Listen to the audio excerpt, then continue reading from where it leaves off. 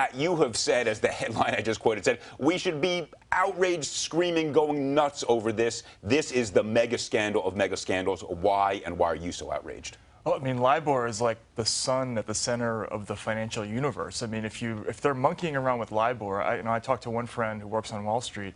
He said this is like finding out that the whole world is built on quicksand, because LIBOR is in everything. It's in mortgages, it's in credit cards, it's in all kinds of investments that are tied up with municipalities and communities.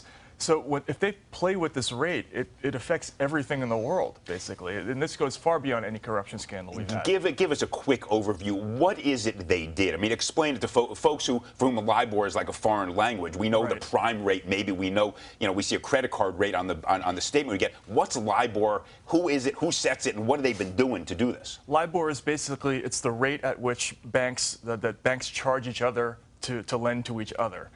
So it's essentially every morning a committee calls up each of the 16 banks in this committee, and they ask them how much they've been charging each other to borrow. And they report a number, and what they've been doing is lying about how much they've been charging. They've been giving lower numbers, or sometimes higher. Actually, they've been tweaking it in both directions. But essentially, they've been faking their credit scores. That's really what it comes down to. Okay, now I'm going to come back to the mechanics of this in a minute, because it's important in terms of how many other people almost necessarily were involved. This can't be one bank doing it because of the way they do it. The import of this is, as you just said, every interest rate in the world comes back to LIBOR. You futz around with LIBOR, you're affecting hundreds of trillions of dollars every day. Dennis, Matt is, I jump out of my skin and people know when I'm upset. For Matt, this is exuberant. Dennis, do you share the sense of outrage that if they're doing this, this is corruption based on corruption based on corruption? If anything, it's an understatement, Elliot. I'm not prone to understatement, so explain to me why that is. Nobody should be surprised that we have yet another corruption scandal being done by one of these global too-big-to-fail banks. This is their business model. They are based on and have been based on for a long time of making as much money as quickly as possible in any way that they cannot get caught. When they were deregulated in the early 2000s, it wasn't just that the regulators walked off the beat. They were given the green light that there were basically no rules that applied to them, and they could do whatever they want. And took them about 7 years, and they caused the biggest financial crisis since the crash of 1929 and gave us the worst economy since the Great Depression. The same people who did that, the same executives with the same business model that crashed the entire financial system in '08 are still running these banks. Diamond didn't just get to Barclays. He was there throughout the run-up and the good times through the scandal. And we're facing this scandal now, and there's going to be more to the extent that anybody keeps looking, because the entire business model is corrupt and rotten to its core.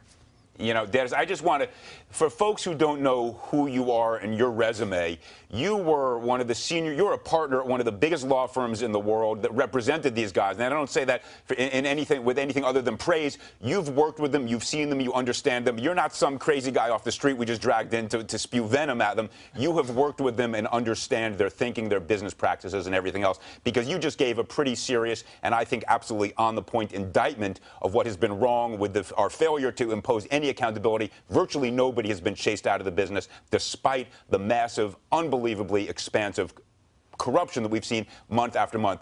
Matt, I want to come back to you because you said something critically important. The number 16. 16 banks get together to create and set LIBOR. So one stray outlier wouldn't shift it because of the way they do it, right? They take the top four, the bottom four, toss them out. In order for them to affect the LIBOR, a lot of people have to be involved. Right, yeah. Every morning, the British Bankers Association calls up all 16 of these banks. They ask them for a number, to report a number. They throw out the 4 highest numbers and the 4 lowest numbers. So that means necessarily that it can't just be Barclays and the Royal Bank of Scotland. In fact, it probably can't even be 4 banks or even 5 banks. Really, in the end, it's probably going to come out that it's going to be all of them were involved in this. And that's what's critical for people to understand, that this is a cartel-style corruption. It's not just one Barclays. Look, you've written recently about how mob behavior infiltrated Wall Street. I rarely do this. I'm going to disagree with you a little bit. I think the mob learned from Wall Street, not vice versa. I think the mob, seriously, I think the mob looked at the business practices, whether it's Rockefeller in the oil trust or Wall Street, and they said, hey, you know, cartels are good. They're better than hitting people over the head with a baseball. Anyway, your metaphor is perfectly apt. Dennis, you've seen these markets. Do you agree with Matt that this has got to be expansive? It's a cartel. It runs certainly beyond the UBS, RBS, and Barclays, the three that we know of having reached agreement so far. I think, you know, history has proved that it's not that common that it's a one-off example where a bank kind of goes crazy and does something by itself to essentially take advantage of or manipulate or rip off its peers.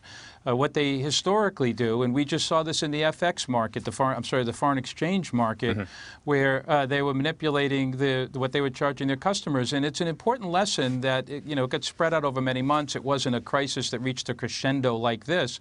But in that market, even BlackRock, it was reported, got ripped off quite significantly. And BlackRock is one of the most sophisticated investors in the world. And if BlackRock can get ripped off in the foreign exchange market, as was reported, then anybody can. And that's the problem with this. It goes back to the core. You know, I tell people this isn't a scandal about LIBOR. This is a scandal about the business model of these banks, which is actually lie more. L-I-E, lie more. I like that. That's good.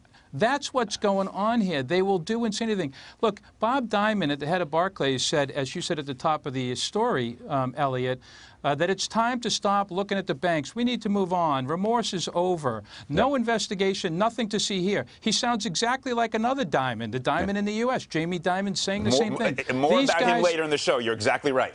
Yeah, but these guys are all trying to say, don't look into us. We didn't do anything wrong. We didn't have something to do with it. You know, it's like, move on, move on, move on. If anybody stops for a moment and seriously investigates what these banks did in the run-up to the crisis and after the crisis, we'll see this day after day after day because corruption's at the core. Lie more is what they've done. Lie more is what they do. Wall Street is a high-crime area. We need to send the cops in, and nobody wants to do that. Well, hopefully we'll change that. Matt, you said something at the top, and you've said this in your blog postings.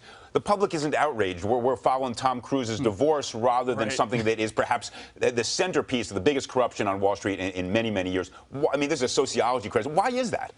I think it has to do with a lot of things. One, LIBOR is incredibly complicated. It's difficult to explain to people on television what it is. You just did it great. I get it now. I didn't understand it before. Well, right, but people, you know, it's tough. It takes more than 10 seconds, so that's one problem. But I think it's also just tough for people to wrap their heads around the scale of this thing. I mean, this is way bigger than any corruption scandal that's come out since 2008. The implications of this are so awesome that I think people are just reluctant to take it in yet. I think there's also a reality that LIBOR is one level below what people ordinarily deal with. I mean, people who are in business know about LIBOR-based borrowing, and the interest rate is pegged to LIBOR. But I think for most folks, they don't really see LIBOR as a day-to-day part of their lives the way they do see some of the other scabs.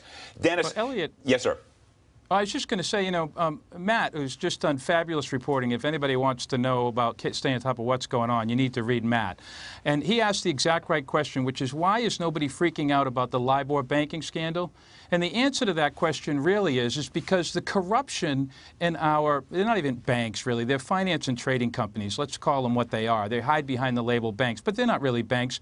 But what the corruption behind their business model has pervaded the political arena as well. And the reason nobody's freaking out is because, unlike in the UK, where there actually is an opposition party who's actually causing a ruckus, and surprisingly, the press, and Matt talks about this too, the press has really turned up the heat. And you'll notice the crazy leftist socialist rag called the Financial Times last Friday said that what we probably need is to wipe out this entire generation of so-called banking leaders who apparently have no ethics or integrity. And now I'm not talking about all banks or all financial. This is the biggest too big to fail banks. That's where the corruption is.